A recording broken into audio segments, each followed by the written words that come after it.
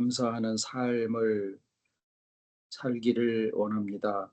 그저 입술로나 습관적으로가 아니라 진정 감사해야 할 조건과 상황들 속에 우리가 있음을 점점 알아가기에 우리의 감사가 속에서부터 알고 드리는 그런 감사가 돼야 마땅하고, 또 그렇게 되기를 아버지 앞에 원합니다.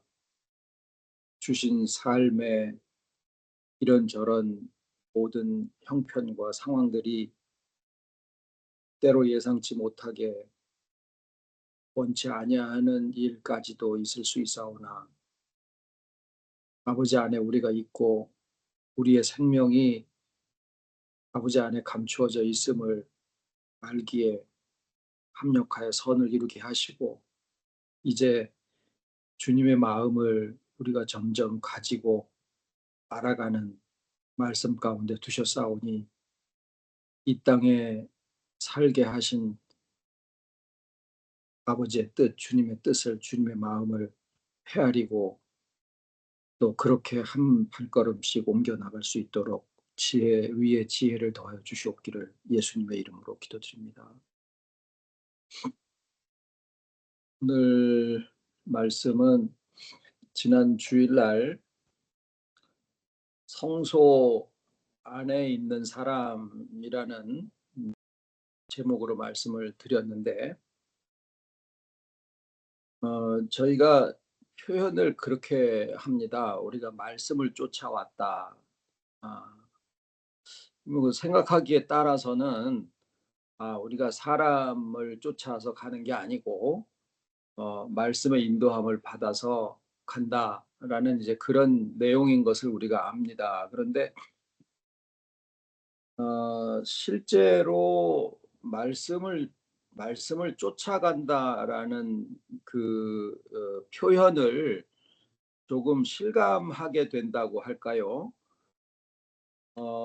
우리가 그리스도 안에 주와 하나됨이라는 그 주제로 오랜 시간 말씀을 쭉 같이 상고를 하고 왔는데,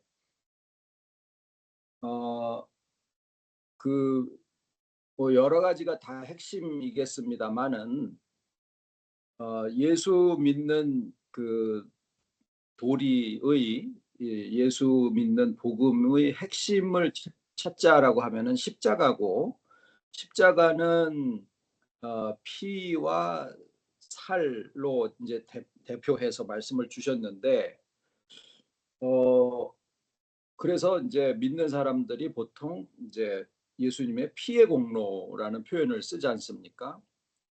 그런데 분명히 뼈는 꺾이지 않으셨다라고 하고, 그러면은 이제 살과 피에 대한 말씀을 주셨는데, 피에 대해서는 예수님의 생명을 우리를 위해서 대신 주셨다. 뭐 여러 가지 이제 그 해석이 지금까지 왔는데, 굳이 살에 대해서 나누어서 포도주와 또 떡으로 이렇게 어, 상징을 해서 보여주셨는데도 불구하고, 믿는 사람들이 해석하는 바에 의해서는 피에 대해서는 피의 공로 이렇게 하면서도 살의 공로에 대해서는 별반 생각해 본 일이 없지 않나. 살을 찢으시니까 피가 흘려진 거지. 예, 그래서 그거나 예수님이 고통을 당하시고 희생하셔서 우리의 죄를 사해 주셨고, 이 정도로 그냥 구분 없이 생각을 해온 게 사실이다 그 말이죠.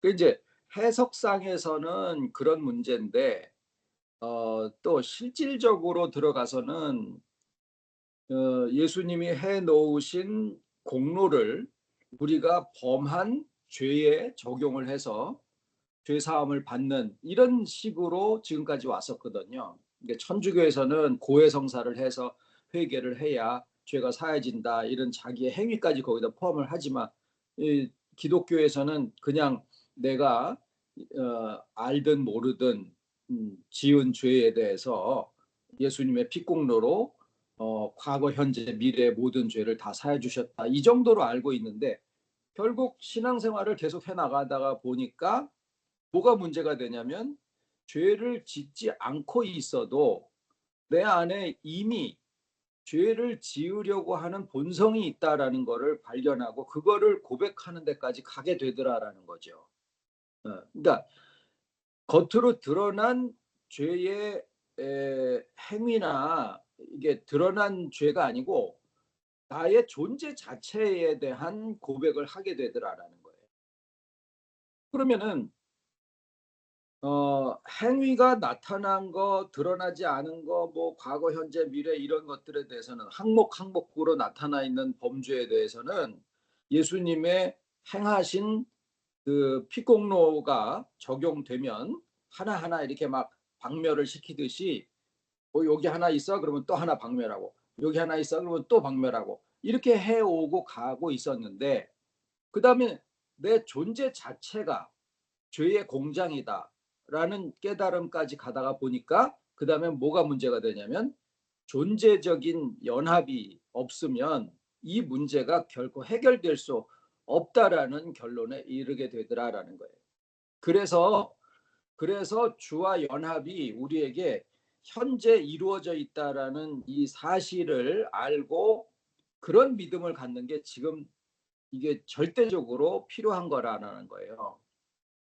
그래서 예수님이 아직 안 오셨고 우리에게는 성령님만 계시고 앞으로 언젠가 주님이 오실 거를 기다리고 있다라고 하면 존재적으로 주님과 연합한 것에 대한 믿음이 없으니까 겉으로 드러난 죄에 대해서는 해결을 할 수 있을지 모르지만 자기가 계속 죄를 생산해내는 죄의 공장이 되어 있다라는 이 존재적인 문제에 대해서는 해결을 할 수가 없는 그런 기독교를 만들어내고 있다라는 거죠. 무슨 얘기냐면 예수님이 우리에게 주신 복음이 그렇게 지금까지 믿는 사람들이 생각했던 그 정도의 능력밖에 안 되는 기독교가 아니었다라는 거예요. 예수님이 주신 예수 그리스도의 복음은 오늘날 예수 믿는 사람들이 가지고 있는 정도의 그런 정도의 능력, 그게 다가 아니라는 거예요. 그래서 지금 저희가 나누는 이 말씀이 주와 연합되어 있는 그리스도 안에 하나됨에 대한 이 복음이 실제 예수님이 증거하셨던 가르치셨던 그 천국 복음이 지금 우리가 나누고 있는 이 복음의 믿음까지 가야 비로소 2000년 전에 주님의 가르치신 그 천국 복음에 도달하게 된 거라라는 그런 깨달음을 우리가 가지게 됩니다.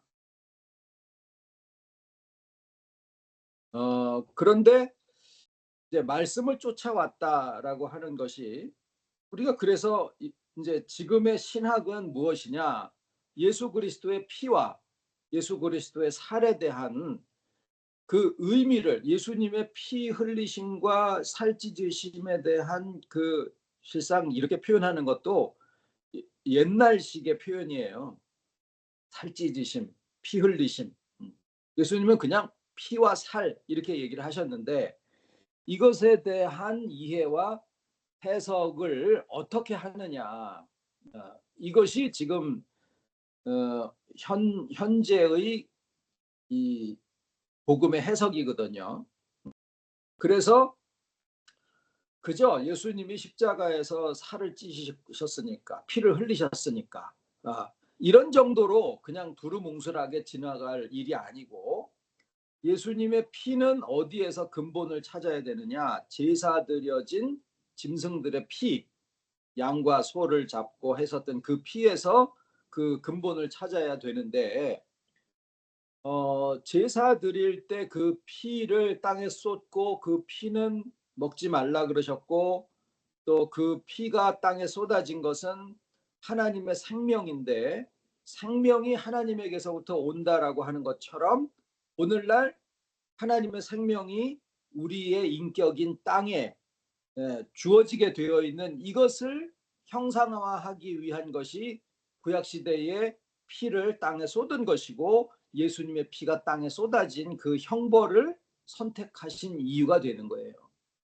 이게 피예요. 그러니까 피는 희생의 고통, 죄값 이런 정도가 아니라 근본적인 죄의 해결은 하나님의 생명이 우리에게 오심처럼 예수 그리스도와의 연합이 우리에게 존재적으로 이루어질 때, 나라는 인격의 존재에 주님이 부활하신 후에 연합하심이 우리의 존재적인 문제를 해결하게 되어졌을 때, 그때 비로소 예수님의 피의 의미, 연합이라고 하는, 생명의 연합이라고 하는 그 의미가 우리에게 복음적으로 성취가 되는 거예요.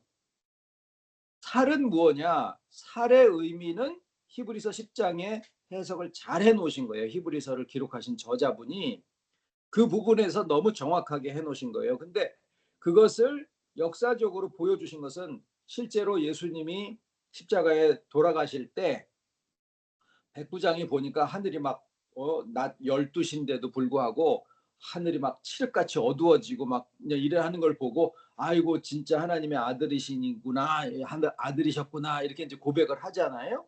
그리고서 기록되어 있기를 성소 휘장이 위에서 아래로 둘로 찢어져서 둘이 되었더라, 이렇게 돼 있어요.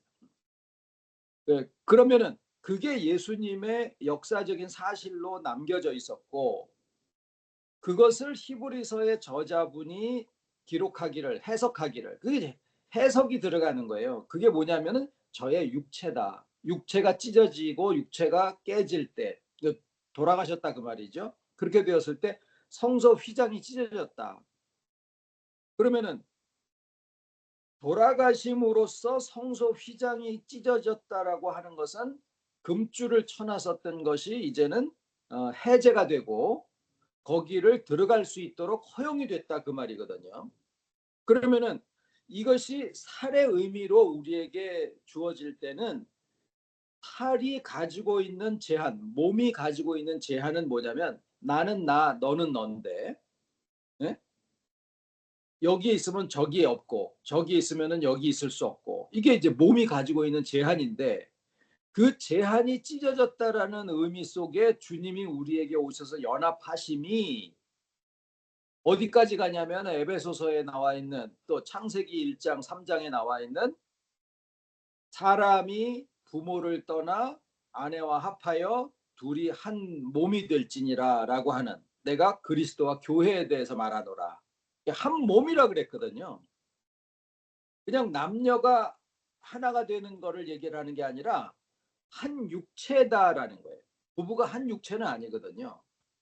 이거는 무엇을 알게 하기 위해서 남겨놓으신 기록이냐면, 우리의 육체와 주님의 육체가 너는 너 나는 나의 이런 분리되어 있는 관계가 아니라, 육체가 찢어짐으로 해서, 성소 휘장이 찢어짐으로 해서 주님이 우리의 육체 안에 오셔서 우리와 하나 되심이 육체적으로까지 한 육체가 한 몸이 된다라는 그 세계가 이루어지는 거죠. 그러면서 동시에 주님은 우리에게 육체 안으로까지, 그러니까 마음이나 영혼이나 영혼 안에는 몸까지 들어가는 건데, 그런 어떤 보이지 않는 마음의 세계만이 아니라, 지식의 세계, 어떤 믿음의 세계, 이런 것만이 아니라 우리의 맨날 먹고 마시고 근육과 이런 것들로 이루어져 있는 우리의 몸뚱아리에까지 주님의 임재가 이루어지게 되어 있다라는 거예요. 그러면서 우리에게는 성소 휘장이 찢어짐으로 해서 제사장만 들어갈 수 있었던 거기에 우리도 믿음의 담력을 가지고 들어갈 수 있는 길이 허용이 되어졌다라는 거예요.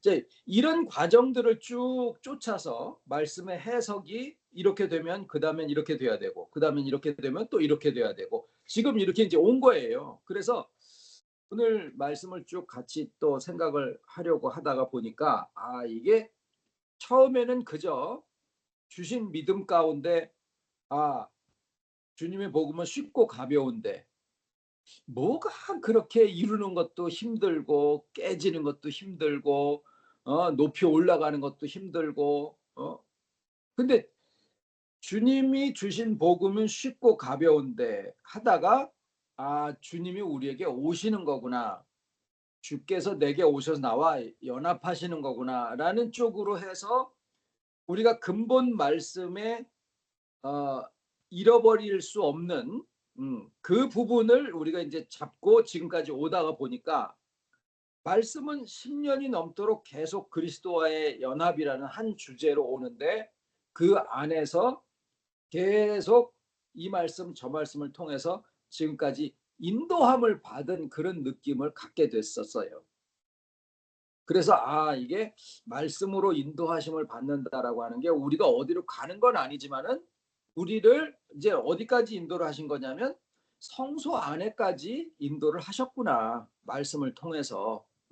그런 생각을 이제 하게 됐는데 성소 성소 안에까지 인도함을 우리는 받으면서 이제 뭘 좀 오늘은 알게 되느냐 하면은 어 우리가 주님의 인격, 그 인격은 그 마음이지 않습니까? 그 심정, 어떤 어떤 생각을 하고 사나, 어떤 마음을 가지고 사나 이런 부분인데 우리가 주님을 생각을 하면서 주님은 평소에 어떤 생각을 하고 사셨을까? 어, 이런 생각을 해볼 수 있지 않습니까? 주님은 평소에 그냥 시간 나고 이럴 때 어떤 생각을 하고 사셨을까? 그 이스라엘 그쪽도 막 사막 비슷한 그런 동네라 굉장히 더울 텐데 오늘처럼 막 35도, 6도 막 이렇게 올라가고 거기도 그럴 텐데 이런 더운 날 무슨 특별하게 전도 가시는 것도 아니고 무슨 이적과 기적을 행하는 것도 아니시고 어딘가에서 목수일 하고 계시는 그런 날도 있으셨을 텐데 무슨 생각을 하고 무슨 심정으로 사실까? 근데 그거를 확인할 길은 없었거든요.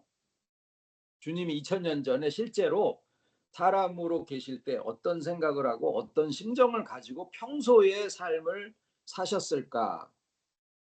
그런데 오늘 이 성소 안에 있는 사람이라는 제목에 그 사람이 누군가 하고 생각을 해보면 우리들이다. 지금 말씀의 인도함을 받아서 살이 찢어지는 속에 성소 휘장이 찢어졌고 우리의 육체 안에 오셔서 우리를 이끌고 성소 안에를 데리고 가신 꼴이에요, 주님이.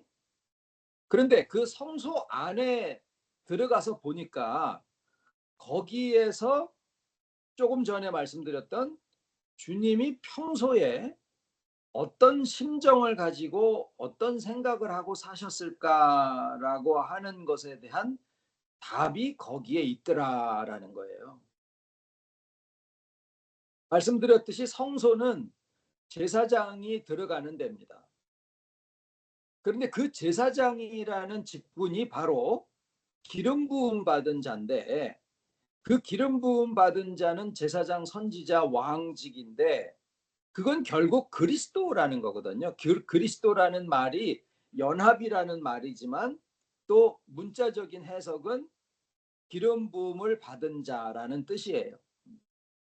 결국 그리스도를 가리키는 건데 주님이 평소에 어떤 생각을 하셨나라는 그 질문에 대해서 성소 안에를 실제 들어가서 보니까 말씀을 통해서 성경에 기록된 것을 통해서 들어가서 보니까 바깥마당에는 바깥마당에는 어, 짐승들을 잡아서 번제로 드리는 제단이 있고 그 옆에는 물두멍이라고 하는 커다란 이게 이제 무슨 세숫대야 같은 무슨 그런 놋그릇이 아니고 어, 집에 있는 그 목욕탕 집에 있는 목욕통 있잖아요. 그 정도도 아니고 어느 정도냐면은 어, 대중 목욕탕 대중 목욕탕에 큰 그 저기 욕조 있지 않습니까? 사람들 막 한 2, 30명 들어갈 수 있는 그 정도 크기로 노스로다가 이렇게 반쪽짜리 커다란 그 대접을 만들어 놓은 거예요. 거기다가 물을 담아놓은 게 굉장히 큰 거죠. 거기에다가 손을 씻은 거예요. 근데 그런 게 이제 바깥에 있습니다. 뭐 저쪽에서는 짐승 잡는 데도 있고 이제 뭐 그래 했겠지만은 하여튼 대표적인 거 두 가지는 그거예요. 그다음에 휘장이 이렇게 쳐져 있고 그 휘장 안에를 들어가면은 맞은편에 이제 지성소가 있고 이 방향도 있어요. 항상 서쪽에서 동쪽을 향해서 가게 돼 있습니다. 그런가요? 아니다, 아니다. 동쪽으로 들어가서 서쪽을 향해서 쪽을 향해서 가니까 그렇죠. 서쪽을 향해서 보면 거기에 지성소가 있어요. 예. 그러니까 사람들은 나와서 동쪽으로 가게 돼 있고 그래서 동쪽으로 온 거에 제일 끝이 만주 벌판이었었던 거예요. 옛날에 노아의 자손들이 동쪽으로 계속 해돋는 쪽으로 간 게 만주 벌판에 와가지고 고인돌을 만들고 거기에 이제 한국 사람의 조상이 됐다 이렇게 생각을 하는 거고 에덴 동산으로 돌아가려면 서쪽으로 가야지 맞아요. 그래서 제단 저기 성소를 만들 때 또 예루살렘 성전을 지을 때 사람들은 동쪽으로 난 문을 통해서 이 성막을 들어오고 성전에 들어옵니다. 양을 끌고. 그래서 거기에서 서쪽으로 난 문을 통해서 휘장을 통해서 성소 안에 들어가고 서쪽을 바라보면은 거기에 이제 지성소가 또 있어요. 휘장이 두 번째 휘장이 있고 그 안에 들어가면은 언약궤가 있고. 그러니까 결국 그쪽으로 계속 가면은 어디로 향하는 거냐면 에덴 동산을 향하는 쪽이 되는 거예요. 거기서 나와서 동쪽으로 가면은 생활 공간이고 자기네들 사는 텐트 이런 거고 그쪽을 향해서 계속 가면은 만주벌판에 한국 땅이 나오게 돼 있는 이런 식이에요. 전 세계적으로 보면은. 그런데 그 성소 안에 이제 서쪽을 향해서 이렇게 들어가면은 오른손 쪽에 진설병이 놓여 있고 떡상이에요. 각각 루벤 지파의 떡, 그다음에 뭐 베냐민 지파의 떡, 유다 지파의 떡, 그래서 6개 해서 두 덩어리가 이렇게 해서 상에다가 이렇게 그것도 떡도 요따만한 인절미 이게 아니고 요만한 떡판이에요. 그 시루떡 같은 거를 6판을 얹어서 두 덩어리 이렇게 해놓은 거예요. 그게 이제 그걸 매일 갈아줍니다. 새떡으로 새로 시루떡을 한 것처럼 그렇게 해가지고 6켜를 해서 두 덩어리 이렇게 쌓아놓습니다. 맛있겠죠. 어떤 떡인지. 그 다음에 왼손 쪽으로는 7개의 촛대가 그러니까 등대지요. 촛대가 아니라 실은 등대입니다. 이것도 왜 구분을 하느냐면 촛대는 달아 없어지지만 등대는 달아 없어지질 않아요. 기름이 타는 거지. 촛대가 주는 의미는 빛을 밝히는데 뭐가 필요하냐면 자기 희생이 들어가는 거예요. 등대는 자기 희생이 아니에요. 기름이 타는 거기 때문에 은혜예요, 은혜. 그래서 7촛대라고 해석을 해놨는데 요한계시록에 그거는 엄밀하게 이런 의미를 생각을 해보면 옳지 않은 해석입니다. 7촛대가 아니라 7등대라고 해야 맞아요. 실제로 램프지, 캔들스틱 이런 말을 쓴 적이 없어요. 자기 희생이 아니라 오로지 은혜로 이루어지는. 그래서 그 7등대는 7교회고 그래서 그 7교회에 불을 밝히는 것이 왼쪽에 있고 그 다음에 맞은편 지성소 앞에 휘장 앞에 향단이 있어요. 근데 그 향단은 특별한 기름을 향을 내는 기름을 이제 제조를 하는데 그 기름은 오로지 하나님 앞에만 드리게 돼 있는 거예요. 그거를 다른 백성들이 만들어 가지고 자기가 맡으려고 만들고 그러면은 이게 백성 중에서 끊겨집니다. 출교되고 막 이러는 식의 굉장히 엄격하게 다루어진 부분이에요. 자, 그러면 지금 뭘 말씀을 드렸냐면 예수님이 우리처럼 평소에 어떤 심정으로 어떤 생각을 하면서 사셨을까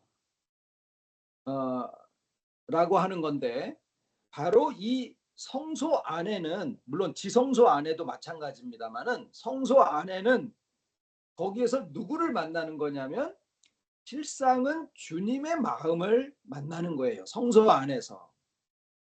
우리가 바깥에서도 만날 수 있지만 성소 안에 들어가서 제사장들이 하고 있었던 그 일들이, 저들은 무슨 뜻인지도 모르고 그냥 매일 떡상 갈아놓고 또 이렇게 하고 이렇게 했겠지만은, 그 실질적인 의미가 뭐냐면은 예수님이 2000년 전에 평소에 어떤 심정으로 무슨 생각을 하면서 사셨을까라고 하는 거를 보여주고 계시는 거예요. 우선은 일곱 아니 12지파에 대한 떡상이 있습니다. 먹을 수 있는 매일 신선한 양식이죠. 양식. 그 양식이 준비가 되어 있다라는 거예요. 자, 이거는 의무사항이라기보다 하나의 베풀어진 양식에 대한 의미인데, 그러니까 은혜도 있고 또 은혜에 대한 하나의 표현 같은. 그러니까 제사장이 가서 매일 새로 떡을 지어서 딱딱해지지 않도록 해가지고 거기다가 이거를 해놨다라고 하는 것은 결국은 누구를 위해서겠습니까? 하나님을 위해서 준비한 양식이 아니라 오히려 하나님께서 12지파니까 구약의 하나님의 백성과 그들을 위하여 준비하셨던 말씀의 양식이 되지 않겠습니까? 그런 것들이 준비가 되어 있는 거예요. 그러니까 예수님의 생각과 예수님의 삶은 결국에는 오래된 하나님의 언약의 약속이 어떻게 성취가 되어지느냐라고 하는 것에 대한, 오래된 것과 새 것을 가지고 와서 이렇게 먹는 예수님의 제자, 천국의 제자들마다 옛 것과 새 것을 곳간에서 내려다 먹는 집 주인과 같으니라라고 하는 그런 심정으로 하나님의 양식의 말씀이 늘 준비가 되어 있게 하시는 거예요. 그거를 우리가 들어가서 그냥 먹을 수 있게, 언제라도 먹을 수 있도록, 우리가 양식이 부족하지 않습니다. 또 그 양식이라고 하는 것이 지금 새로 뭐를 지어내는 게 아니라 이미 준비되어 있었던 그런 양식들을 내어다 먹는 거예요. 그래서 가끔 그런 말씀 드리죠.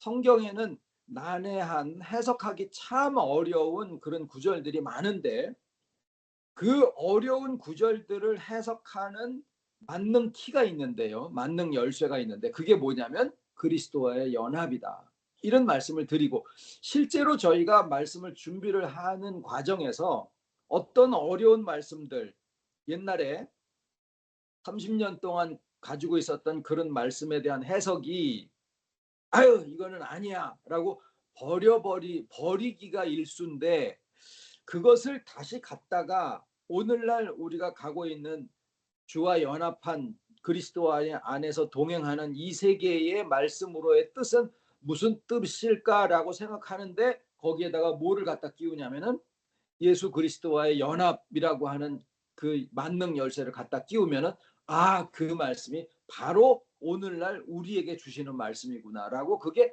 해석이 되어지게 되어 있어요. 그리고 다른 목사님들이 이거는 성경에서 해석을 할 수가 없어, 사탄이 어디서 왔나 뭐 이런 거 몰라. 신학교에서도 교수들이 대놓고 아유 성경은 죄와 악과 어둠과 사탄의 근원이 어디서 왔는지 이런 거는 우리한테 가르쳐 주지 않고 있다, 이따위 소리를 하는데 우리는 그걸로 책을 하나 쓸 수가 있어요. 그게 아니다, 이건 답이 나와 있는 거다. 다 뭐냐면 그리스도와의 연합에 대한 만능 열쇠를 갖다 끼우면은 답이 나오게 되어 있다라는 거예요. 왼쪽에는 뭐냐면 일곱 등대가 따로따로 연결되어 있는 거, 따로따로 같은데 다 하나로 연결이 되어 있어요. 그리스도 안에서의 진짜 교회를 얘기를 합니다. 그리스도 안에서의 진짜 교회, 일곱 교회라는 거를 우리가 한번 나눈 적이 있었죠, 요한계시록에. 뭐 에베소 교회, 서머나 교회 이렇게 있지만은 그 일곱 교회만이 아니고 오늘날 우리 각자 하나하나가 다 따로따로인 것 같지만은 다 하나예요. 지금 여기에 말씀의 교회만 얘기하는 게 아닙니다. 그리스도 안에서 아프리카에 있는 사람도, 북한에 있는 사람도, 뭐 어디에 있는 사람도 다 그리스도께서 연합하여 가는 그 믿음 안에서 양육하시고 동행하시는 모든 사람들의 믿음의 깨달음이 다 하나로 이어지게 되는데, 그 사이에 주님이 다니고 계시는 거예요. 그러니까 예수님이 어떤 생각을 하고 어떤 심정으로 사실까 바로 말씀을 준비하시고 또 교회 사이에 다니시고 계시고, 그 다음에 향단이 있는데 거기에 오로지 하나님을 위한 향을, 기름을 준비를 해서 하나님 앞에 그것이 올라가게, 우리가 지나간 자리에 그리스도의 향기가 난다. 아유, 살아오는 동안에 지나놓고 나서 보니까 맨 똥방구 뿡뿡뿡뿡 치고 그냥 그 오래된 그 LPG 트럭 같은 거 서울 시내 못 들어오게 하지 않습니까? 그거 오래된 애들은 지나가는데 뭐 시커먼 연기가 막 나고 그러면 그 카메라에 찍혀가지고 다 적발되고 막 그러거든요.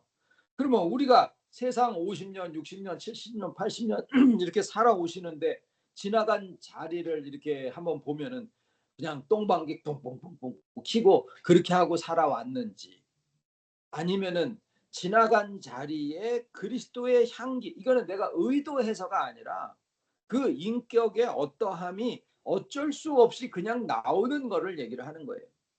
그런데 그거를 사람이 맡으라고 우리는 향기를 내뿜는 건 줄로 생각을 하고 왔는데 보니까 그게 아니고 하나님 앞에 올려드리는 향이더라라는 거예요. 하나님 앞에. 그래서 주님은 이 세상에 계실 때 어, 사람들을 보시지만 또 사람들을 위하여 떡을 준비를 하시지만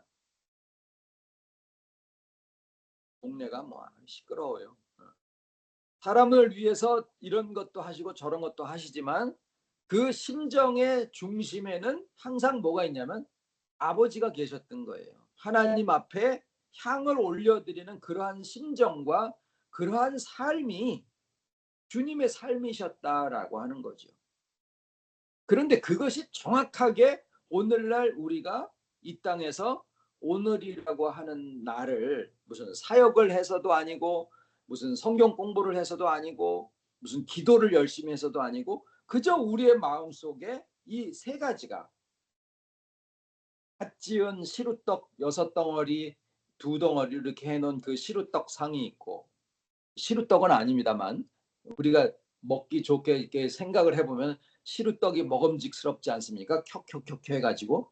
그리고 왼쪽에는 7등대가 밑이 다 연결이 돼가지고 한 덩어리로 움직여지는 그러한 등대가 불을 피우도록 늘 심정상에 교회가 있고, 그 다음에 하나님을 향해서 향기를 올려드리는 그런 중심의 그 애타는 마음이 항상 주님의 심정 안에 있었다라고 하는 것이 성소의 그 제도와 무슨 계획과 이런 속에 그 안에 이미 예수 그리스도의 그 매일매일 살아가시는 심정이 그 안에 있었더라라는 거예요. 그리고 그것이 오늘날 우리가 살아가지고 있는 우리의 일상의 삶들을 나타내고 있다라는 거죠. 여기까지. 예, 여기까지. 그러니까 내가 그 주님의 심정을 가지게 된 거고, 왜? 주님이 우리의 육체 안에까지 임재하셔서 우리의 육체까지 이끄셔서 성소 안에 지금 데리고 들어가신 거거든요. 들어가서 보니까 이게 주님이 매일을 살아가셨던 심정이고 매일을 살아가셨던 이런 생각 속에서 살으셨겠구나라는 것을 우리가 거기서 주님의 마음과 주님의 심장을 만날 수 있게 됐더라라는 거예요. 주님 가르치신 기도로 마치겠습니다. 하늘에 계신 우리 아버지, 이름이 거룩히 여김을 받으시오며 나라에 임하오시며 뜻이 하늘에서 이룬 것 같이 땅에서도 이루어지이다. 오늘날 우리에게 일용할 양식을 주옵시고 우리가 우리에게 죄 지은 자를 사하여 준 것 같이 우리 죄를 사하여 주옵시고 우리를 시험에 들게 하지 마옵시고 다만 악에서 구하옵소서. 나라와 권세와 영광이 아버지께 영원히 있사옵나이다.